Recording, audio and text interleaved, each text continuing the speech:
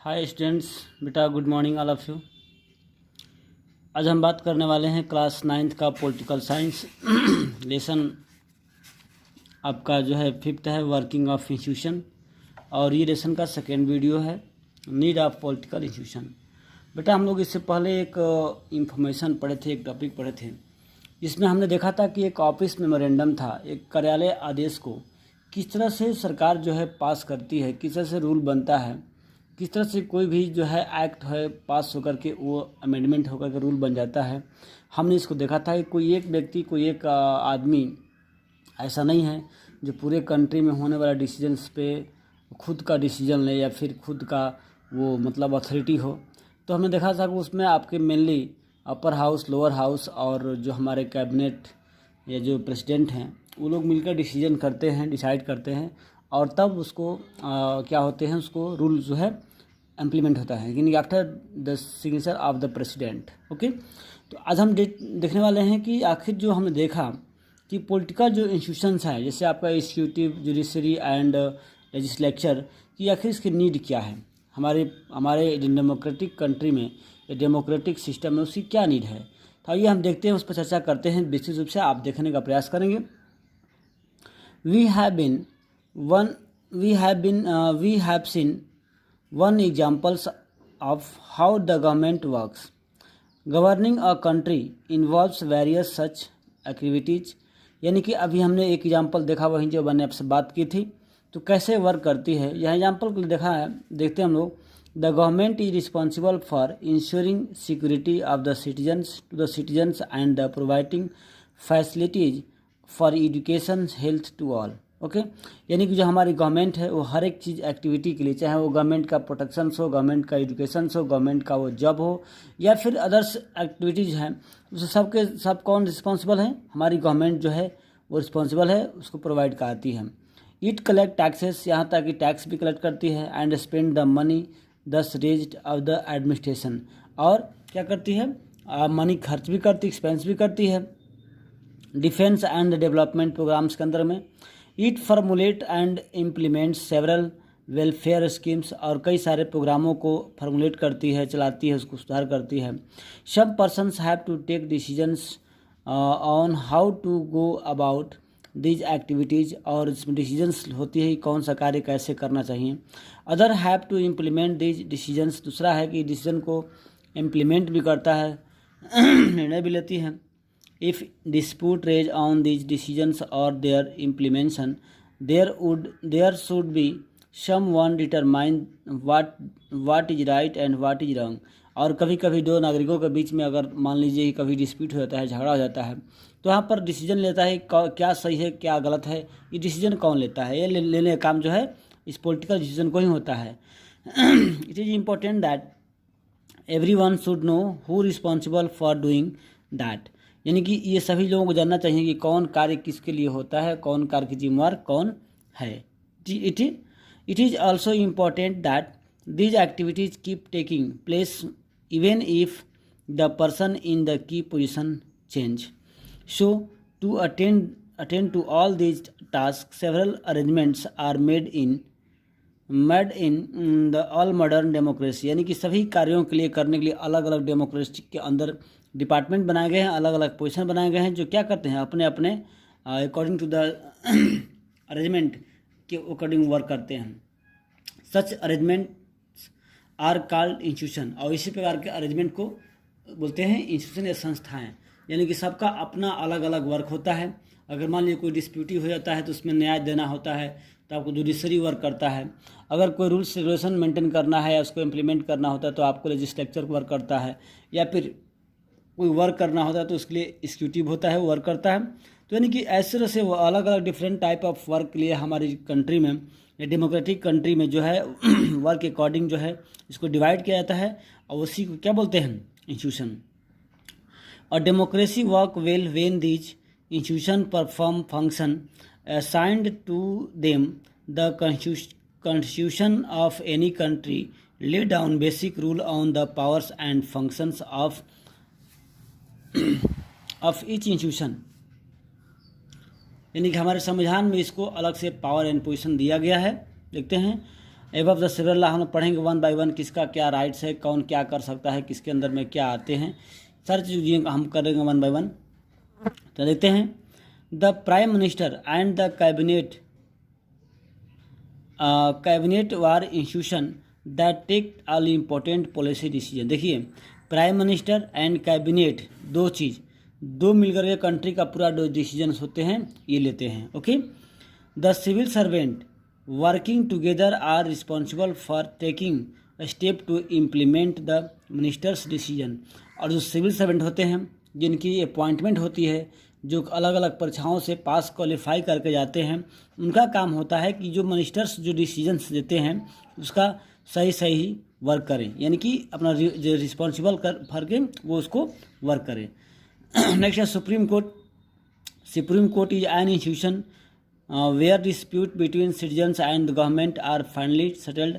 और supreme court क्या होता है, जब सरकार और लोगों के बीच में, ठीक है, कभी ऐसा डिस्प्यूट हो जाता है तो उसमें क्या करता है, सुप्रीम कोर्ट जो है उसको डिसीजन देता है और उसको सेटल करता है।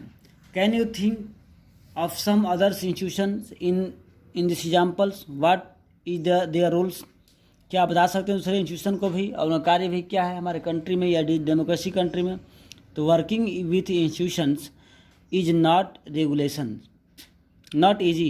Institutions involve rules and regulation, यानी कि इंस्टीट्यूशन का भी ऐसा नहीं कि वर्क ईजी है, जो चाहे वर्क करेगा, उसका भी अपना एक लिमिटेशंस होता है। और जो वर्क या जो उसके अंडर में आता है, उसके मतलब अकॉर्डिंग टू द कॉन्स्टिट्यूशन, वो वही कर सकता है, अपने राइट से, अपने अधिकारों से बाहर नहीं जाकर वर्क करेगा। This can bind the hands of leaders. Institutions involve meeting committees and routines, यानी कि सबका अपना अपना लिमिटेशंस होता है। This often leads to delay and complication, ठीक है। Therefore, dealing with institutions can be frustrating. One might feel that it is much better to have one person take all decisions without any rules, procedures and the meetings. यानी कि आप कैसे कर सकते हैं, या फिर देख सकते हैं कोई भी ये पॉसिबल नहीं है कि कोई भी व्यक्ति जो है खुद का डिसीजन ले ले अपने से किसी बारे में। But that is not to a spirit of a democracy. Some of the delay or compensation introduced by institutions are very useful. They provide an opportunity for a wider step of people to be consulted in any decisions. Okay, institutions make it difficult to have a good decisions.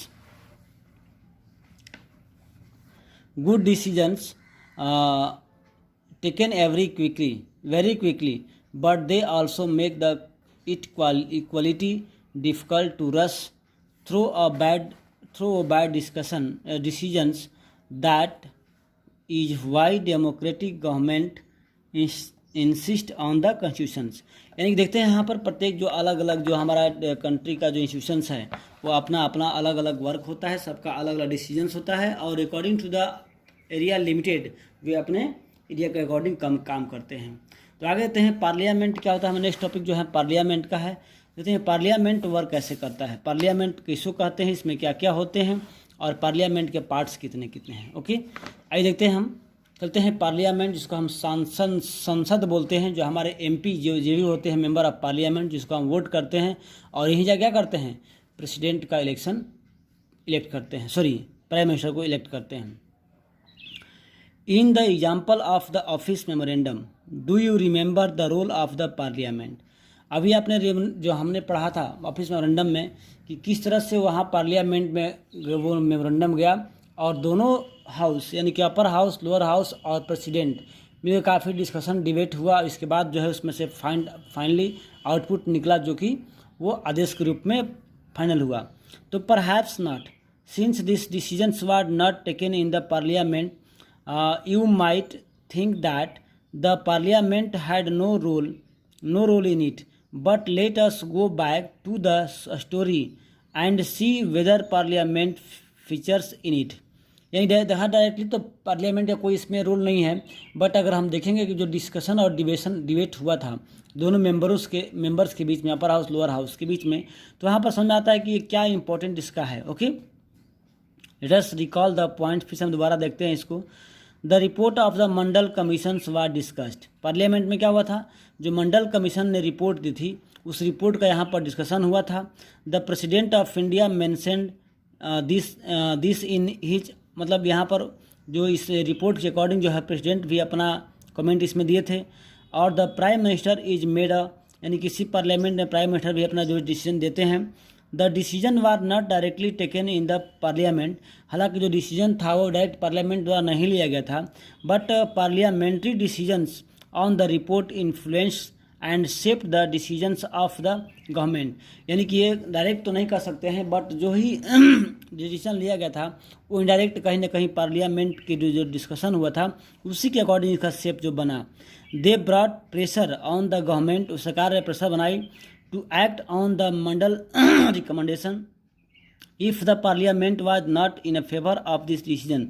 अगर मान लीजिए कि parliament उस decision के favour में नहीं होता, the government could not have gone ahead with it, यानी कि उसमें सरकार जो है उस पर डिसीजन अकेले नहीं ले सकती थी। ओके, तो आप समझ गए कि पार्लियामेंट एक तरह से मतलब पूरा होल डिसीजन लेने का काम करता है, बट उसमें क्या क्या होता है, जो अपर और लोअर हाउस के लोग होते हैं उसको डिस्कशन करते हैं, डिबेट करते हैं, इसके बाद जो फाइनली आउटपुट होता है उसके अकॉर्डिंग जो है डिबेट होता है। ओके, तो recall what you read about the parliament in the earlier classes. हम देखते हैं कि हमने पिछले क्लासों में क्या पढ़ा था पार्लियामेंट के बारे में, तो हमें देखने का प्रयास करेंगे कि आखिर पार्लियामेंट की सत्ता क्या है, क्यों है, why do need a parliament, why do we need a parliament का सत्ता क्या है। तो all in all democracy an assembly of elected representative exercise supreme political authority on behalf of the people. यानी कि जो पार्लियामेंट जो होता है, पार्लियामेंट जो लोकसभा होता है, जो मेंबर ऑफ लोकसभा होते हैं यानी कि उसको अपर हाउस बोलते हैं, तो होता क्या है कि इसमें जो भी इलेक्टेड पर्सन होते हैं जिसको हम इलेक्ट करते हैं एमपी के रूप में, वो कहाँ जाते हैं पार्लियामेंट में बैठते हैं और अपने अथॉरिटी का उपयोग करते हैं on the behalf of the people. In India such a national assembly of elected representative is called parliament at the state level in the called the legislature और लेजिस्लेटिव असेंबली। अगर हम राज्य की बात करें तो वहाँ विधानसभा होता है, ठीक है, लेजिस्लेचर बोलते हैं, लेजिस्लेटिव असेंबली बोलते हैं, और उस मेंबर को बोलते हैं एमएलए। उसे क्या बोलते हैं, MLA, member of legislative assembly. और जो सेंट्रल लेवल पे होता है उसको बोलते हैं MP, member of parliament. Okay, the name may vary in different countries but such as assembly exist a every democracy. यानी कि अलग अलग डेमोक्रेटिक कंट्री में इसका नियम अलग अलग होता है, लेकिन क्या है, सबका वर्क जो है सेम होता है। Okay, it is size A political authority on the behalf of the people in many वे। यानी कि अलग अलग कई तरीक़ों से लोगों के फेवर में, यानी कि लोगों के अगेंस्ट में वो जो है वर्क करता है, लोगों के मतलब क्या बिहाफ में काम करता है। तो पहला काम क्या है, the parliament final authority of the making law in a country. यानी कि पार्लियामेंट जो है फाइनल अथॉरिटी होता है कोई भी नियम बनाने का कंट्री में। दिस टास्क लॉ मेकिंग और legislation is so critical that these assemblies are called legislature. ठीक है, और इसमें कोई भी डिसीजंस होता है, कोई भी मतलब रूल बनता है, इसलिए इसे क्या बोलते हैं, इसको बोलते हैं लेजिस्लेचर, या फिर विधानसभा कह सकते हैं या फिर विधानमंडल कह सकते हैं। Parliaments all over the world can make a new law. और पूरे वर्ल्ड में जो भी नया रूल बनते हैं वो कहाँ से पास होते हैं, पार्लियामेंट से पास होते हैं। और एबोलिश एग्जिस्टिंग लॉ, या पुराने लॉ को हटाया जाता है तो पार्लियामेंट द्वारा ही। And make a new ones in other their place, या उसके बदले में मान लो कोई पुराना नियम है उसको अब हटा कर नया लाना है उसके बदले में, तो ये भी काम कहाँ होता है, पार्लियामेंट में ही होता है। नेक्स्ट सेकंड है, parliaments all over the world exercise some control over those who run the government. यानी कि पार्लियामेंट क्या करता है, एक तरह देखा जाए कि जो भी डेमोक्रेटिक कंट्री है वहाँ पर सरकार के कार्य को इधर से कंट्रोल करता है, ऑब्जर्व करने का वर्क करता है। In some countries like India this control is direct and full.